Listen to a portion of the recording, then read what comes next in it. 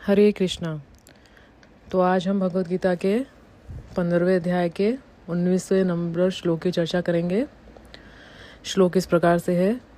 यो मामेव सम्मूढ़ो जानाति पुरुषोत्तमा स सर्वविद भजति माम सर्वभावेन भारत। अनुवाद प्रभुपाद जी के द्वारा। प्रभुपाद जी की जय। हे भरत पुत्र, जो कोई भी मुझे संशय रहित होकर पुरुषोत्तम भगवान के रूप में जानता है वह सब कुछ जानता है, इसलिए वह मेरी पूर्ण भक्ति में रत रहता है। तो चलिए चर्चा करते हैं विस्तार से। जैसा कि हमने श्लोक नंबर 16, 17, 18 में देखा कि पहले भगवान बताते हैं कि दो प्रकार के पुरुष होते हैं, शर और अक्षर। शर वे जीव हैं जो भौतिक जगत में जन्म मृत्यु के चक्कर में बंधे हुए हैं, और अक्षर वे हैं जो मुक्त अवस्था में स्थित हैं। इसके बाद भगवान बताते हैं कि इन दोनों से श्रेष्ठ परमात्मा है, जो तीनों लोकों में प्रवेश करके सबका पालन पोषण और नियमन करते हैं। फिर 18वें श्लोक में भगवान स्पष्ट बताते हैं कि वे स्वयं परमात्मा के भी आश्रय हैं, इसलिए वे पुरुषोत्तम कहलाते हैं। अब 19वें श्लोक में भगवान इस ज्ञान के फल को बता रहे हैं। तो यहाँ पर एक शब्द असम्मूढ़, जब भगवान ने कहा ना यो माम असम्मूढ़ हो, असम्मूढ़ मतलब क्या होता है कि जो संशय के बिना, संशय रहित होकर भगवान कृष्ण को पुरुषोत्तम भगवान के रूप में जानता है। तो क्या करता है भगवान कहते हैं आगे, स सर्वविद भजति माम सर्वभावेन भारत। फिर वो क्या करता है कि वह, इसका अर्थ क्या हुआ कि फिर वह, उसको पता चल जाता है कि उसको क्या करना है, उसको भगवान की भक्ति करनी है, क्योंकि वो जान जाता है कि भगवान श्री कृष्ण ही समस्त कारणों के कारण हैं, परम सत्य और सर्वोच्च आश्रय हैं। तो जब किसी व्यक्ति को यह ज्ञान दृढ़तापूर्वक हो जाता है, मतलब उसको कोई संदेह नहीं रहता है इसमें, तो क्या होता है, उसका हृदय स्वतः ही भगवान की भक्ति में लग जाता है। इसलिए भगवान आगे क्या कह रहे हैं, भजति माम सर्वभावेन, अर्थात सर्वभाव से, हर भाव से वह हर वक्त वो क्या करता है, अपने तन मन वचन बुद्धि और हृदय से भी पूर्ण समर्पण के साथ भगवान की भक्ति करता है। तो जैसे यदि किसी वृक्ष की जड़ में जल दिया जाए तो संपूर्ण वृक्ष तृप्त हो जाता है, उसी प्रकार जब हम पुरुषोत्तम भगवान श्री कृष्ण की भक्ति करते हैं तो क्या जीवन का वास्तविक उद्देश्य पूर्ण हो जाता है। इसीलिए जो व्यक्ति श्री कृष्ण को पुरुषोत्तम भगवान के रूप में समझ लेता है, उसके लिए भगवान की प्रेम में भक्ति ही जीवन का स्वाभाविक मार्ग बन जाती है। तो प्रभुपाद जी क्या बता रहे हैं कि जब जीव यह अपनी वास्तविक स्वरूप को समझ जाता है, कि क्या समझ जाता है, जैसे हमने समझा था ममे वांशो जीवलोक सनातन, कि वह भगवान का सनातन अंश है, तो वो क्या करता है, इस सत्य को स्वीकार करने लगता है और स्वाभाविक रूप से भगवान की भक्ति में रत हो जाता है। तो वह समझ जाता है ज्ञान के द्वारा कि वह कौन है, उस भौतिक जगत में क्यों आया है, उसे यहाँ दुख क्यों प्राप्त हो रहे हैं, वह इस बंधन से कैसे मुक्त हो सकता है। साथ ही साथ वह यह भी समझता है कि उसकी वास्तविक सहायता कौन कर सकता है।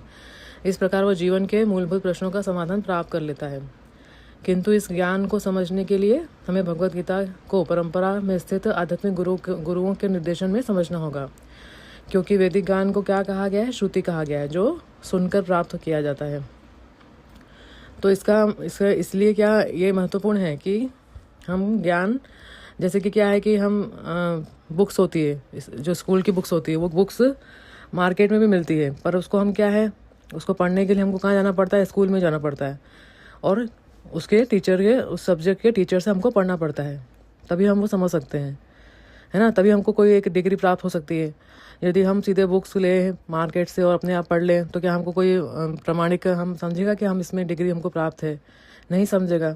तो उसी तरह क्या है, भगवद गीता का ज्ञान क्या है, सुनकर प्राप्त किया जाता है, श्रुति, इसलिए इसको क्या कहा जाता है, श्रुति ज्ञान। तो यह ज्ञान हमको कौन प्राप्त कर सकता है, जो उस परंपरा में उस गुरु आते हैं, जो आध्यात्मिक गुरु होते हैं, वो क्या होते हैं, गुरु कृष्ण के प्रतिनिधि होते हैं।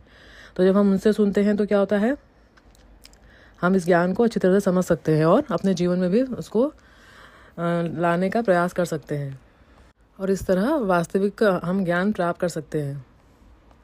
इस तरह क्या होता है कि जब जीव इस तरह का ज्ञान प्राप्त कर लेता है तो वो समझ जाता है कि उसे यहाँ पर यह भौतिक जगत क्या है, अस्थाई है ना, और यहाँ के जो प्राप्त वस्तु हैं और जो भी है उसको वास्तविक आनंद उसको प्राप्त नहीं कर सकता।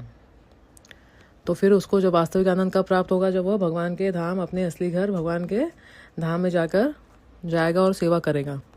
तो भगवान श्री कृष्ण की भक्ति के संदर्भ में भगवत गीता में कई श्लोक आते हैं। जैसे 9वें अध्याय में एक श्लोक आता है, मन मना भव मद भक्तो मद्याजी माम नमस्कुरु, कि अर्थात तो मेरा चिंतन करो, मेरे भक्त बनो, मेरी पूजा करो, मुझे नमस्कार करो। तो भगवान का यही संदेश काफ़ी बार भगवत गीता में आया है। जैसे एक श्लोक और आता है, यद करोषि यदश्नासी, कि तुम जो कुछ भी करते हो, जो कुछ भी खाते हो, जो कुछ भी दान देते हो और तपस्या करते हो, सब मुझे याद करते हुए करो। तो इस तरह क्या होता है, फिर जीव का क्या होता है, पूरा जीवन बदलने लगता है। तो श्री प्रभुपाद जी क्या लिख रहे हैं तात्पर्य में, कि जो जान लिया कि भगवान श्री कृष्ण ही परम पुरुषोत्तम भगवान है और उनकी सेवा में लगा हुआ है, तो उसने पहले से ही समस्त ज्ञान प्राप्त कर लिया है।